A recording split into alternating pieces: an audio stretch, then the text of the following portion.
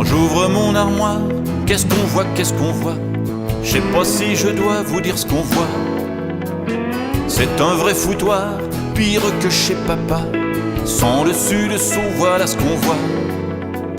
Si je veux trouver mon petit dictionnaire, c'est toute une affaire, c'est toute Bonjour une tout le monde, je m'appelle Francine et je suis la mère de Florence et Rosalie que vous venez de voir et d'entendre. Je vis avec le trouble de l'attention de façon personnelle depuis 41 ans, de façon familiale depuis bientôt 11 ans, mais aussi de façon professionnelle depuis 16 ans. En effet, j'ai été enseignante titulaire et je suis maintenant orthopédagogue depuis 4 ans.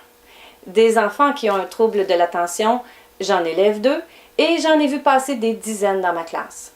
Depuis que je suis orthopédagogue, je peux dire qu'ils sont majoritaires dans mon bureau. À mesure que j'ai compris l'impact du trouble de l'attention sur la vie des élèves atteints, je me suis efforcée non seulement d'être plus compatissante, mais aussi d'offrir de meilleurs moyens de les aider. Malheureusement, j'ai constaté que trop souvent, notre façon d'aider ne consiste qu'à structurer des encouragements à faire plus d'efforts. On donne alors comme message qu'il suffit de vouloir plus fort pour que tout aille bien, que c'est un problème de motivation. On n'est plus à l'époque du syndrome du manque de volonté du Dr. Stills en 1902. On sait maintenant que c'est un problème médical, neurologique, donc involontaire. Des systèmes de récompense positifs, c'est essentiel quand on a un trouble de l'attention, même pour les adultes. Mais s'ils ne sont pas accompagnés de moyens concrets pour relever les défis, c'est voué à l'échec. C'est pourquoi j'aimerais vous présenter ma petite liste d'outils bâtie au fil des années et de mes expériences personnelles, familiales et professionnelles.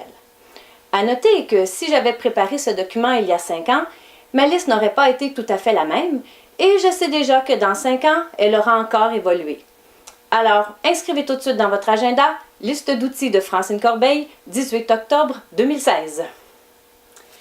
Avant de passer au pratico-pratique, voici tout d'abord 2 documents incontournables, essentiels et indispensables. Une grille d'observation reconnue et un plan d'intervention. La grille d'observation permet de filtrer les impressions qu'on peut avoir d'une personne. Avec des mots neutres pour décrire des comportements, elle permet de tirer les bonnes conclusions et d'éviter les jugements hâtifs. Il y a certains mots-clés qui apparaissent parfois dans les commentaires que les adultes font à propos des enfants et qui peuvent vous alerter qu'il serait bon de consulter une grille d'observation. Des mots comme paresseux, lent, immature, artiste, bavard, germaine, etc. Faites également attention aux étiquettes distribuées très rapidement dans les classes lors de certaines activités d'auto-analyse pour les enfants. Il est trop facile de confondre, par exemple, inattention avec intelligence intrapersonnelle, hyperactivité avec intelligence kinesthésique. Les comportements dérangeants des types éléphant ou mouton sont surtout causés par l'impulsivité et non par la volonté d'écraser les autres ou de suivre sans réfléchir. Il faut donc être prudent, car derrière un vilain défaut ou un résultat de test de personnalité se cache peut-être un symptôme de trouble de l'attention. Alors, vaut mieux vérifier, au cas où, à l'aide d'une grille d'observation reconnue. Personnellement, je vous recommande de la prendre par cœur. Ça va plus vite. Quand on a reconnu les symptômes du trouble de l'attention, on est prêt à mettre en place des mesures pour aider l'enfant. Certaines de ces mesures sont parfois simples et changent très peu notre quotidien. D'autres, par contre, nous demandent beaucoup de temps, du matériel particulier ou des changements inhabituels dans notre gestion de classe. Il est alors important que ces mesures soient consignées dans un plan d'intervention. Ce document permet de dresser un portrait des besoins de l'élève et des moyens mis en place pour lui. En gardant la trace de ce qui a été fait, on s'assure d'une continuité au fil des années et on témoigne officiellement de la quantité et de la qualité des mesures prises pour répondre aux besoins de cet élève. Bon nombre des outils que je vais vous présenter pourraient éventuellement être cités dans un plan d'intervention.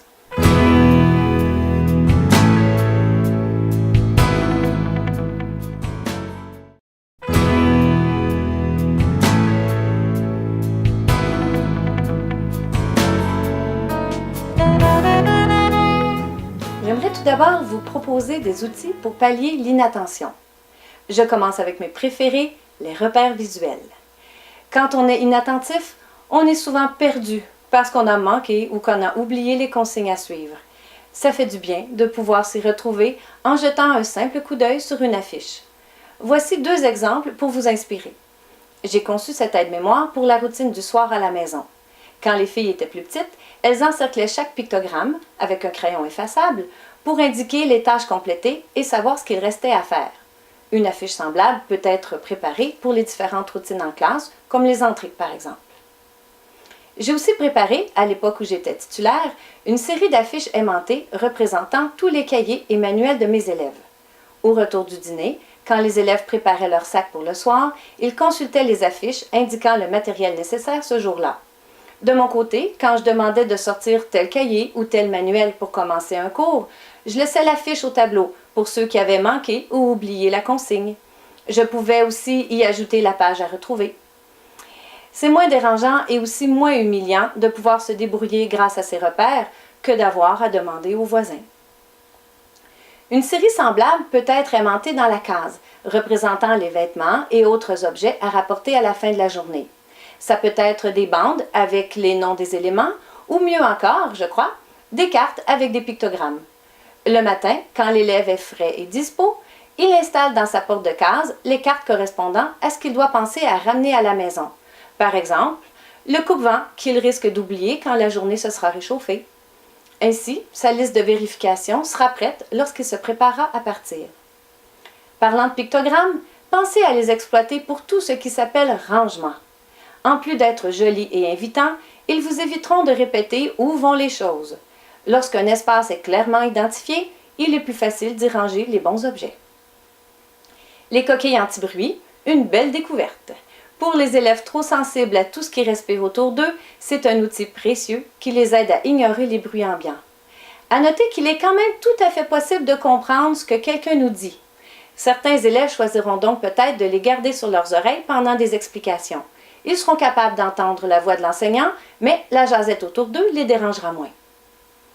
On peut également se couper du bruit ambiant par de la musique douce dans des écouteurs. Pour certains, la musique crée une bulle apaisante ou stimulante qui les aide à se concentrer pendant qu'ils lisent ou qu'ils travaillent. Le whisperphone, que j'ai traduit par chuchotophone, permet à l'enfant de bien entendre sa propre voix, même s'il chuchote. Ainsi, lorsqu'il a besoin de penser à voix haute pour mieux se concentrer ou de lire à voix haute pour mieux comprendre, il peut le faire sans déranger les autres autour. Comme il entend sa propre voix directement dans son oreille, comme si quelqu'un lui disait un secret, il lui est plus facile d'ignorer le bruit ambiant. Le chuchotophone peut également être utile pour les élèves qui n'ont pas conscience qu'ils fredonnent ou qu'ils murmurent lorsqu'ils sont dans la lune. Ces isoloirs, que j'appelais carapaces, car la tortue est mon emblème, permettent de se couper des distractions visuelles comme la fenêtre, les voisins ou la circulation dans la classe. Assurez-vous que l'élève est bien en train de travailler et non en train de bricoler des bonhommes avec des trombones. De plus, je recommande que l'intérieur soit de couleur unie, sans aucune décoration, photographie ou autre, pour n'offrir aucune distraction. On peut fabriquer des isoloirs à partir de boîtes qu'on démonte, d'anciens isoloirs d'élection ou d'anciennes pancartes électorales. Contactez votre parti politique préféré pour en réserver. Une petite minuterie cuisine, ou mieux encore une horloge visuelle comme le Time Timer, est un outil précieux quand l'inattention nous prive de la notion du temps. On peut s'en servir pour mieux évaluer le temps qu'il reste pour terminer une tâche, ou pour se lancer des défis, par exemple être prêt dans 5 minutes, ou encore pour mesurer le délai avant de devoir arrêter une activité agréable, ce qui est souvent bien difficile. Le siège ballon empêche l'écrasement au fond de la chaise et aide à garder le corps et l'esprit en éveil en devant se maintenir en équilibre. Il favorise le tonus musculaire qui manque souvent aux enfants inattentifs. Pour les adultes, je peux préciser qu'il s'agit des muscles antibédènes. Avis aux intéressés? La petite bête à massage a des pattes en boule qui massent le dos pour apporter une stimulation favorisant la concentration. Il vaut mieux enlever les piles pour qu'il n'y ait pas de vibration car le bruit est dérangeant et ça chatouille au lieu de masser. Ces gants, que j'ai appelés gants de réveil, apportent une friction vivifiante pour redonner un petit coup d'énergie. Certains élèves l'ont intégré à leur routine du matin. Aussitôt installés à leur pupitre, ils finissaient de se réveiller en se frictionnant un bon coup, puis se sentaient d'attaque pour commencer à travailler. Les anneaux et les rouleaux de massage sont tout petits, mais très efficaces pour une stimulation des mains et des doigts. J'avais l'habitude de les garder dans mon sac à main jusqu'à ce que je les confie à mes filles pour l'école. Il faudrait que j'aille m'en chercher d'autres. Ce masseur de tête ne laisse personne indifférent. Avec les frissons qu'il donne au cuir chevelu, on est sûr de devenir plus intelligent. Et lorsque ces frissons se répandent jusqu'au bout des orteils, on se sent tout à fait réveillé. Tous ces outils de massage permettent également à certains enfants de se sentir davantage en contact avec leur corps. Personnellement, quand je dois longtemps me concentrer sans bouger, je me mets à somnoler. Alors ce genre de stimulation m'aide à rester en éveil. En vieillissant, nos responsabilités augmentent beaucoup plus vite que notre sens de l'organisation. L'inattention peut devenir un véritable handicap pour un adolescent ou un adulte. J'en sais quelque chose. Je tiens donc à ajouter à cette liste des outils qui me sont indispensables. Les 3 premiers sont des applications installées dans mon téléphone intelligent. La première est un agenda électronique. J'y ai programmé tout l'horaire de mes journées. Comme l'application peut être synchronisée avec un ordinateur, je prépare ma planification de base à mon bureau, puis j'ajoute les événements occasionnels directement sur le téléphone à mesure qu'ils sont annoncés. Toute ma gestion du temps est soutenue par cet outil. Par exemple, depuis quelques années, 10 minutes avant la fin de chaque période, une chanson m'indique, et indique à mes élèves, qu'il est temps de terminer l'activité, puis de ranger le matériel et de partir. Les surveillances oubliées, les retards aux réunions ou les rendez-vous manqués sont maintenant très rares et j'en suis fière. Évidemment, l'heure de ma prise de médicaments est programmée, sinon bonjour les gaffes. Dans mon téléphone se trouve également un gestionnaire de tâches. C'est bien sûr un aide-mémoire des choses à faire, mais ce genre d'outil est inutile si on ne pense même pas à le consulter. Heureusement, mon application a une petite mascotte qui apparaît spontanément à l'écran de mon téléphone au cours de la journée pour me demander si j'ai le temps de faire telle ou telle tâche de ma liste. Si je n'ai pas le temps, je lui dis à quelle heure je désire qu'elle me le redemande ou je transfère la tâche à mon agenda électronique pour qu'elle apparaisse dans mon horaire. Je peux même choisir l'option d'entendre la petite bête m'encourager. « Je sais que vous êtes capable, il est temps de le faire. » Ce n'est pas tout. Cette application travaille en équipe avec une autre qui lui communique l'endroit où je me trouve pour sélectionner les tâches qu'il faut me rappeler. Ainsi, dès que j'arriverai près du centre d'achat, ma petite amie me rappellera que je dois acheter un nouvel ensemble de massages pour les mains. Pour compléter le tout, une nouvelle fonction permet de partager des éléments de notre liste de tâches avec les personnes de notre choix. Ainsi, on ouvre la porte à un support supplémentaire de la part de nos proches, ce qui peut être très encourageant. Vous savez, les personnes ayant un trouble de l'attention sont les plus susceptibles d'être impliquées dans un accident de la route. Il y a de nombreuses raisons à cela, et l'une d'elles est tout simplement de s'être perdu et de chercher son chemin de façon de plus en plus imprudente à mesure qu'on panique. Ma solution miracle, le GPS. Au lieu de m'occuper de lire les noms des rues ou de compter le nombre d'intersections avant de tourner, puis de tenter de me souvenir si je devais tourner à gauche ou à droite, je place mon attention sur ma conduite. Les limites de vitesse, les feux de circulation, les voitures autour de moi, c'est bien assez d'informations à gérer en même temps. Je laisse alors mon GPS s'occuper de l'itinéraire à suivre et il m'informera au bon moment qu'il est temps de me préparer à tourner à gauche. Il y a de ces inventions qui changent la vie. Je tenais à vous présenter celles qui ont changé la mienne.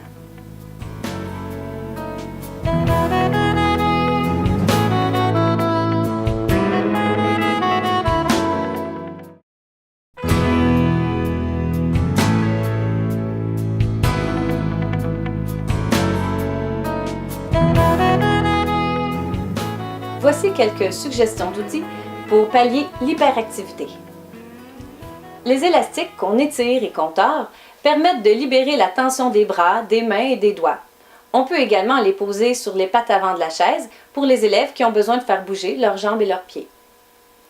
Les bâtonnets à café en plastique permettent de libérer la tension orale, le besoin de mâchonner sans détruire les crayons ou les bouchons de stylo. Plus durables et de meilleure qualité, les mâchouilles à crayon sont des tubes qu'on installe au bout des crayons. La musique douce dans les écouteurs permet de ralentir le petit moteur qui roule trop vite. À l'aide d'adaptateurs, plusieurs élèves peuvent se brancher sur le même lecteur. Quand la majorité des élèves ont des écouteurs sur les oreilles, les entrées sont calmes, calmes, calmes.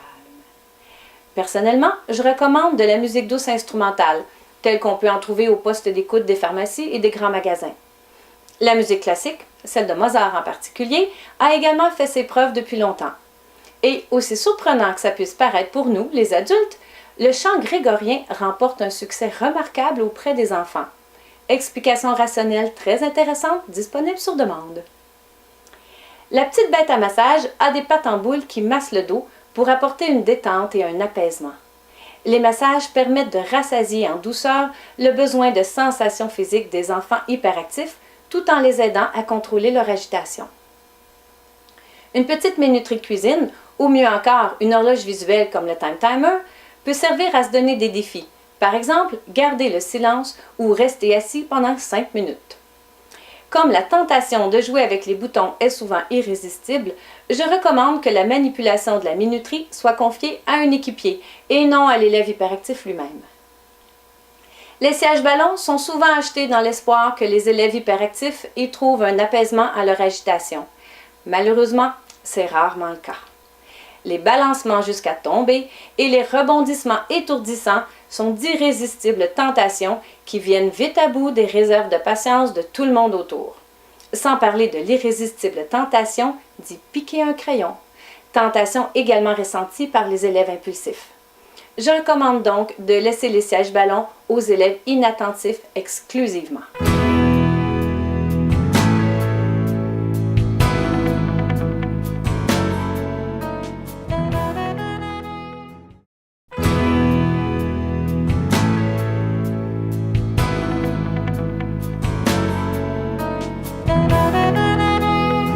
Je vais vous présenter quelques outils pour pallier l'impulsivité. Une caractéristique importante des impulsifs est l'intensité des émotions. Les grosses colères et les gros chagrins peuvent prendre beaucoup de place dans une classe. Certains outils aideront à garder ou retrouver le contrôle et la bonne humeur. Le coin secret est un angle fait par une ou deux étagères. C'est un endroit paisible au fond de la classe où les élèves peuvent s'isoler le temps que la tempête intérieure se calme. Il est important de le placer de façon à ce que les élèves à l'intérieur ne soient pas vus par les autres, mais qu'ils restent en contact visuel avec l'enseignant. Les élèves qui ont besoin d'entrer dans leur carapace, comme la tortue, pour avoir la paix, peuvent installer ce petit isoloir portatif sur leur pupitre. Ils pourront ainsi se couper des regards, le temps de réfléchir et de s'apaiser, tout en restant à leur place. Un morceau d'emballage à bulles peut donner des résultats surprenants quand il faut faire baisser la pression qui monte. Il y a quelque chose de magique à faire éclater ces bulles. Évidemment, à utiliser dans le corridor. Les mandalas ne sont pas seulement beaux, ils sont très efficaces. Leurs motifs réguliers et circulaires aident les élèves à faire le point lorsqu'ils les colorient ou qu'ils les observent. On peut en placer un à l'intérieur du coin secret ou de la carapace pour doubler les bienfaits de l'isolement. Une petite minuterie de cuisine, ou mieux encore une horloge visuelle comme le Time Timer, peut permettre de se donner le temps de respirer par le nez ou de tourner sa langue 7 fois avant de parler. Elle peut aussi limiter une résolution de conflit qui s'étire. Pâte à modeler, boules de gommettes et balles anti-stress, je les ai testées à plusieurs reprises et je ne les recommande plus de façon générale. Malgré tout l'encadrement possible, elles servent plus souvent de joujou que d'outils. Elles sont mal utilisées, rapidement abîmées et gaspillées. En plus, elles sont souvent source de conflits entre les équipiers. Ça reste un outil intéressant, mais à confier avec prudence à des élèves bien choisis.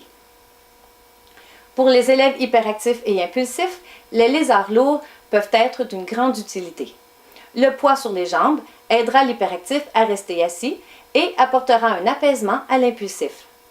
Malheureusement, comme pour les objets à pétrir, les lézards lourds peuvent facilement devenir des joujous s'ils sont mal utilisés, ou peuvent aussi être victimes de tentations irrésistibles, comme d'y piquer un crayon, qui les feront vite se vider de leur grain. Mais puisque l'efficacité de l'outil est incontestable, il faut trouver des solutions pour ne pas en priver les élèves injustement. Un encadrement serré autour de l'utilisation des lézards est essentiel, et les housses de protection peuvent être une option intéressante. Une toute autre solution a été mise en place par une collègue et amie. Elle a d'abord laissé tomber l'idée d'un animal, très joli mais coûteux, pour se concentrer sur les autres caractéristiques de l'objet lui-même. S'inspirant des proportions et du poids du lézard original, elle a fabriqué des coussins rectangulaires avec du tissu solide et lavable. La pochette intérieure est remplie de riz non cuit qu'on peut changer régulièrement à moindre coût. Elle est recouverte d'une jolie housse au motif de couleur vive qu'on peut facilement retirer pour la laver. Un bel exemple de créativité et de débrouillardise.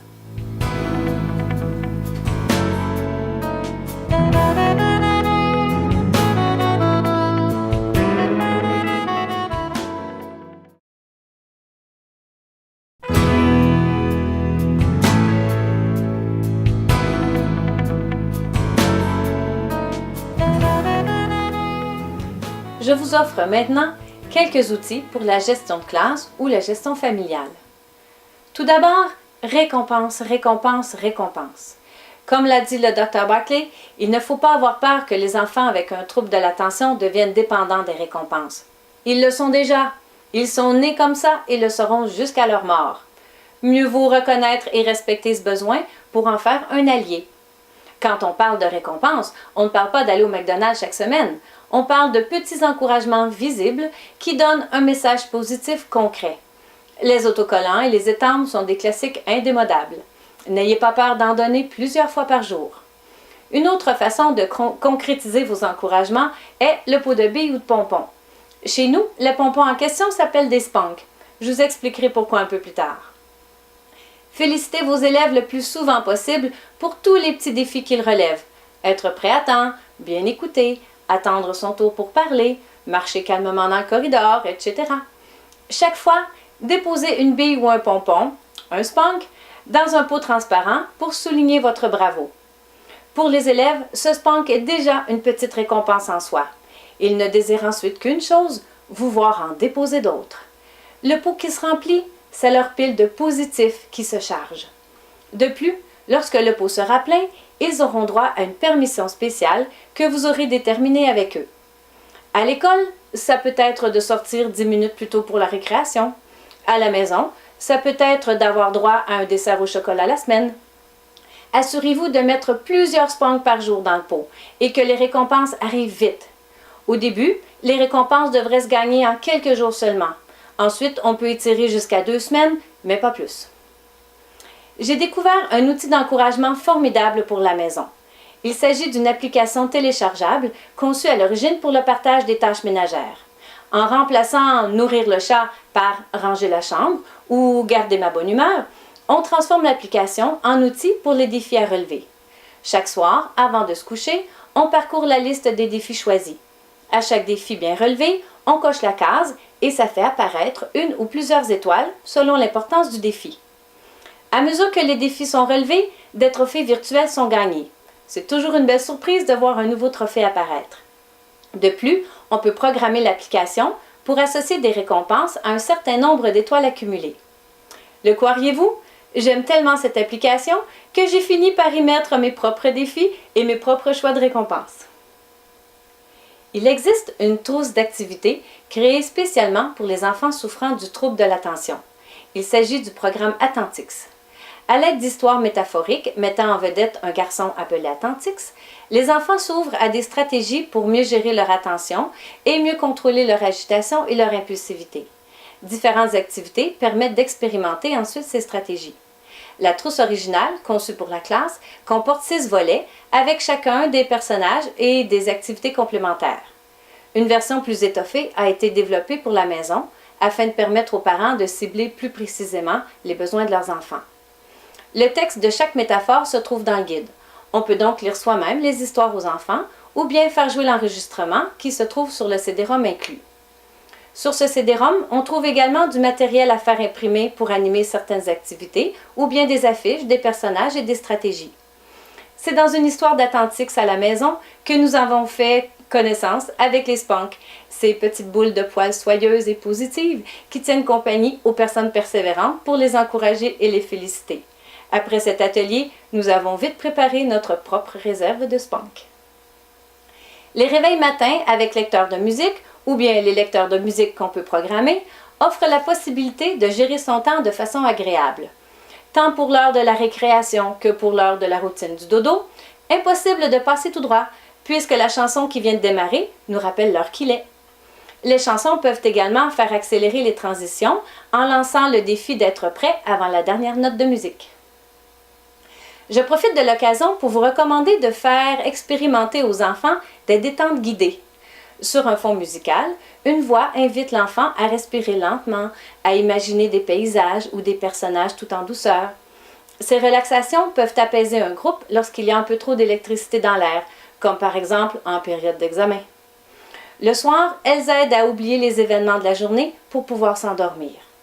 Certains textes font rêver de voyages imaginaires, d'autres peuvent aider de façon plus précise, par exemple en faisant prendre conscience de sa respiration et des parties de son corps qui se détendent une à une, en calmant des craintes ou en développant la confiance en soi. Les enfants qui en ressentent le besoin pourraient choisir de faire jouer une détente guidée au lieu de la musique dans leurs écouteurs. Revenons maintenant à la gestion du temps. L'horloge visuelle Time Timer est à mon avis un indispensable dans une classe. C'est l'outil qui est le plus souvent nommé dans ma liste. Pour toute activité comportant une limite de temps, cette limite devrait être affichée sur la minuterie. Cet outil peut être joint à un système d'encouragement. Par exemple, un spank si tout le monde est prêt à commencer dans 5 minutes. À la maison, l'horloge visuelle peut vous faire économiser de la salive. Placée à un endroit stratégique, elle accompagne le temps de jeu accordé avant de souper ou la période de routine du dodo, par exemple. À noter qu'il existe maintenant une version numérique du Time Timer, sous forme d'application téléchargeable. Cette version peut être utilisée comme le modèle original, mais offre également 2 autres choix d'affichage très intéressants, ainsi qu'une liste de sons différents pour souligner que le temps est écoulé. Vous pouvez multiplier les horloges numériques ou traditionnelles un peu partout dans la classe. Ainsi, les élèves peuvent avoir l'heure sous les yeux en tout temps. Chaque moment important de la journée peut être indiqué par 2 pictogrammes autour de l'horloge principale. Par exemple, quand les 2 aiguilles arrivent chacune vis-à-vis un dessin de sandwich, c'est l'heure du dîner. À la maison, il y a quelques années, quand les aiguilles arrivaient chacune vis-à-vis un dessin de lune, c'était l'heure du dodo. Une autre façon d'aider les enfants à utiliser l'horloge est de mettre juste à côté la reproduction des heures importantes. Si les aiguilles ne sont pas placées comme l'horloge de l'affiche récréation, ce n'est pas encore l'heure d'aller dehors. Je vois l'efficacité de cet outil dans la classe d'une de mes collègues depuis l'année dernière. Ces repères ont quelque chose de rassurant pour les élèves. À l'école, plusieurs informations et documents importants ne se rendent pas jusqu'aux parents parce qu'ils sont oubliés ou perdus par des élèves distraits. Je recommande fortement aux titulaires de créer pour leur classe un site web que les parents pourront consulter afin de retrouver, par exemple, les documents de la rentrée, les formulaires d'inscription aux activités ou les devoirs et leçons de la semaine. À cette recommandation, j'ajoute celle de créer une liste envoi de courrier électronique qui sera bien pratique pour faire certains rappels aux parents. Il y a des maisons où les courriels sont ouverts plus souvent que les sacs d'école. Il faut prendre le chemin le plus efficace pour faire parvenir nos messages. Je termine cette liste en vous parlant des trousses d'attention. Il s'agit de paniers, de bacs ou d'espaces de rangement contenant la plupart des outils manipulés par les élèves pour pallier leurs troubles d'attention. En plaçant les pupitres en îlots, 6 ou 7 trousses seront nécessaires. Tout le matériel est identifié et numéroté afin de toujours savoir dans quelle trousse le ranger. Ainsi, la majorité des objets que j'ai recommandés pour les élèves seront achetés en 6 ou 7 exemplaires. Inutile de se procurer 25 balles anti-stress ou 25 minuteries. Un élément par trousse. Évidemment, les isoloirs et les sèche-ballons ne seront pas dans les paniers, les bacs ou les espaces de rangement, même s'ils font partie des trousses. Un élève responsable par équipe, ainsi qu'un système de vérification, vous permettra de garder le matériel en bon état et bien rangé.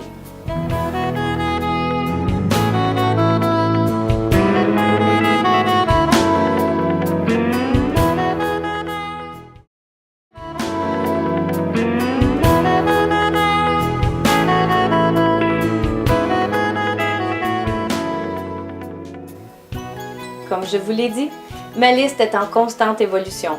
Chaque enfant, chaque famille, chaque classe est unique. Chaque intervenant aussi.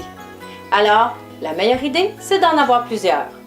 J'espère vous avoir transmis, en plus d'une banque d'idées, la détermination d'aider le plus concrètement possible les enfants aux prises avec le trouble de l'attention. À votre tour maintenant d'expérimenter et de créer la liste de vos outils préférés.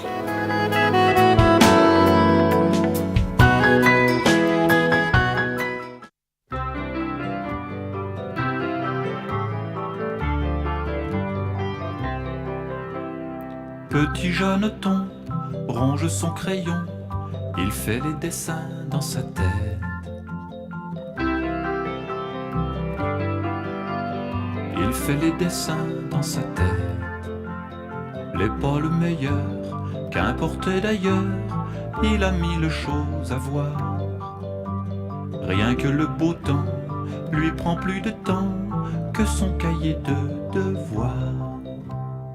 Petit Jeanneton ronge son crayon, il fait les dessins dans sa tête.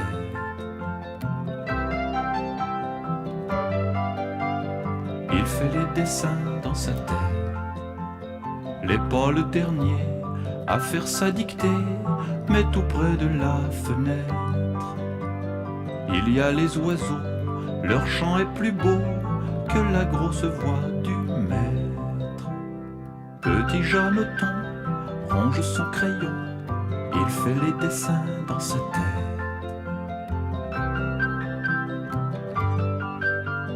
Il fait les dessins dans sa tête. Quand dans le feuillage passe un petit nuage, il y voit une tempête. Des bateaux coulés, des trésors cachés, des honneurs et des conquêtes. Petit Jeanneton ronge son crayon, il fait les dessins dans sa tête.